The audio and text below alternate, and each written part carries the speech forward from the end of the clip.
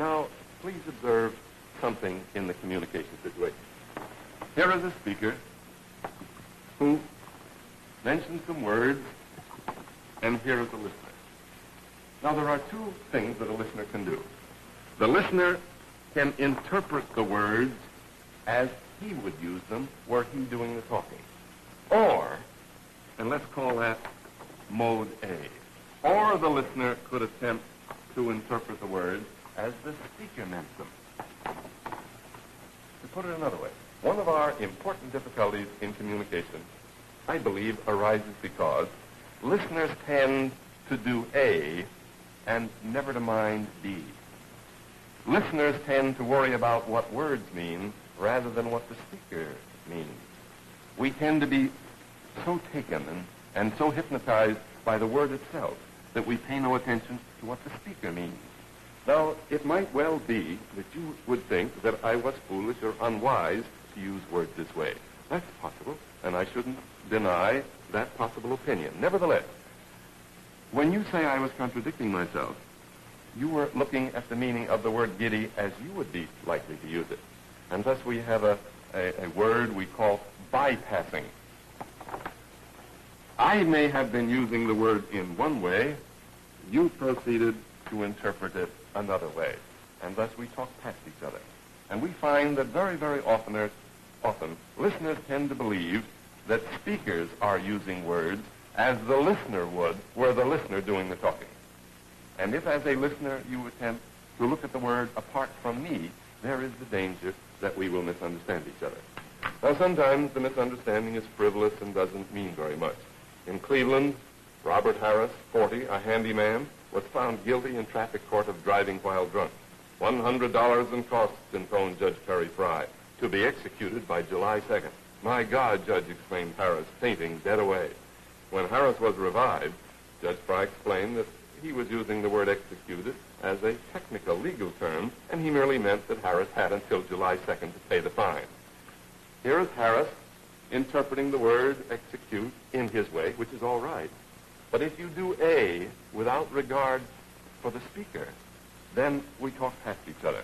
And sometimes there are the occasions in which this happens are quite frivolous. In New Mexico, when an airline hostess passed out chewing gum with the routine instruction for the ears, a lady passenger later complained, "It worked all right, but couldn't you use something not so sticky?"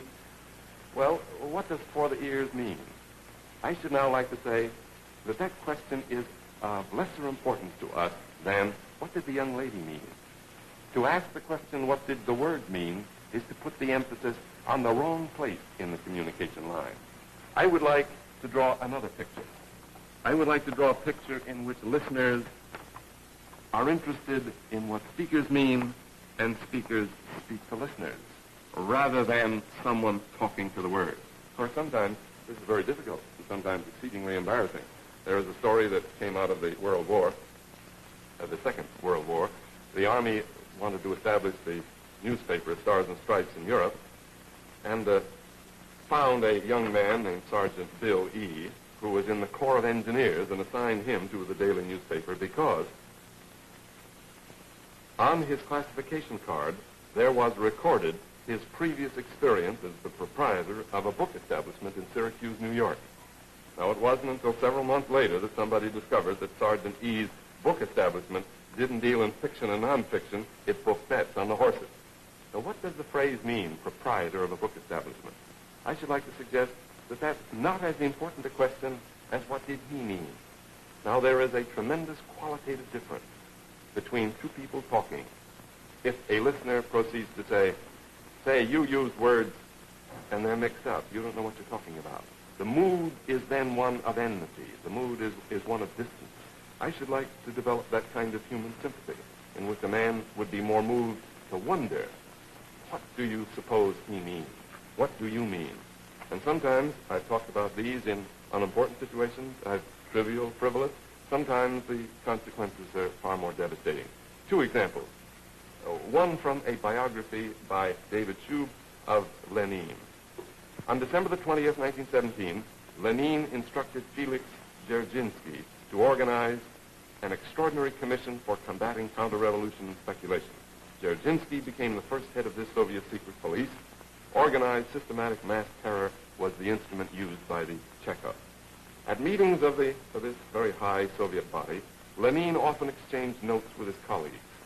On one occasion, he sent a note to Dzerzhinsky. How many vicious counter-revolutionaries are there in our prisons? Dzerzhinsky's reply was about 1,500. Lenin read it, snorted something to himself, made a cross beside the figure, and returned the note to D. D rose and left the room without a word. No one paid any attention either to Lenin's note or to D's departure. The meeting continued. But the next day, there was excited whispering. D had ordered the execution of all the 1,500 vicious counter-revolutionaries. The previous night, immediately after leaving the room, he had taken Lenin's cross as a collective death sentence. There would have been little comment had Lenin's gesture been meant as an order for wholesale liquidation. But as Fotieva, Lenin's secretary, explained, there was a misunderstanding. Lenin never wanted these executions. Dzerzhinsky simply didn't understand him. Lenin usually puts a cross on memoranda to indicate that he has read them and noted their contents. Well, an occasion in which 1,500 men are destroyed because someone presumes that X means something. Now, words don't mean, only a person does. There is no meaning in a word. We sometimes talk about this as the container myth. Now, you can put something in a glass, water, dirt, sand, anything. A glass will hold something. And we can talk about this as a container. A word, however, is not a container in the way a glass is. The container of meaning is a man, a woman. It's you. It's you listening. It is I talking. It is I listening. It is you talking. A word doesn't mean for Dzerzhinsky to look at X and act as if that meant wipe them out. That is to look, incidentally, think of how many different ways we use the word X in our society. X marks the spot. X is sometimes the signature of a man who can't write his name. X is at the bottom of a letter, a number of X's, an indication of goodwill and friendliness. That is, the word X doesn't mean anything, but in our approach to language, we have a tendency to think that a word is a self-containing center of meaning. It isn't. Words are sounds in the air, marks on the blackboard. Meaning is in you and in me. And thus, when Dzerzhinsky proceeds to respond to the X, he behaves in the mood A. He pays no attention to what the speaker may mean.